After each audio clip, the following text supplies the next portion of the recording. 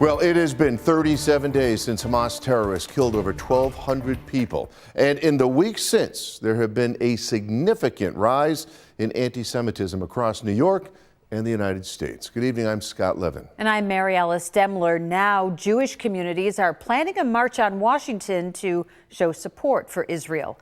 2 on your side's Nate Benson has more for us. Nate? Yeah, Scott and Mary Alice, members of Jewish communities from across the U.S., including Western New York, will be in Washington, D.C. tomorrow. For Miriam Abramovich, Chief Operating Officer of the Buffalo Jewish Federation, Tuesday's march in Washington, D.C. 100 individuals who are joining us on these 2 buses is personal. They're coming to advocate for their right to exist. Thousands are expected to arrive in Washington, D.C. in the early hours of Tuesday morning and march to the National Mall, where members of the Jewish faith will do what they can to show support for their loved ones in Israel. And I would imagine some prayer, expressions of gratitude. Like many Jewish families in the States, Miriam checks in with her family in Israel as often as she can. Everyone, thank God, is alive, but they're not doing okay.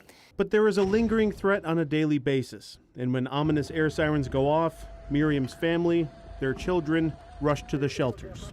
It's a terrible situation, and I think that's why a lot of Jews feel compelled to get on buses and head to Washington, D.C. tomorrow. We want to do something to support our families and our loved ones who are suffering. We want to stand up, we want to raise our voices, and this is something that we can do to show them that we have not forgotten, that we care.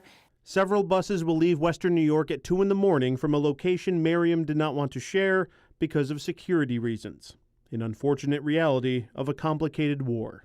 This is the first time in my career and in my lifetime that I am going to be at such a large gathering of Jewish people who are coming together to advocate for one singular cause. The Jewish Federation of North America saying they're coming together to show solidarity with the Israeli people while demanding the immediate release of the remaining hostages and condemned the rise of anti-Semitism. Governor Hochul on Monday doubled down on her efforts to combat the problem throughout the state. Of course, I want to make sure that every single complaint is run down and investigated. And if they've crossed the line from hate speech into a hate crime, that there will be prosecutions.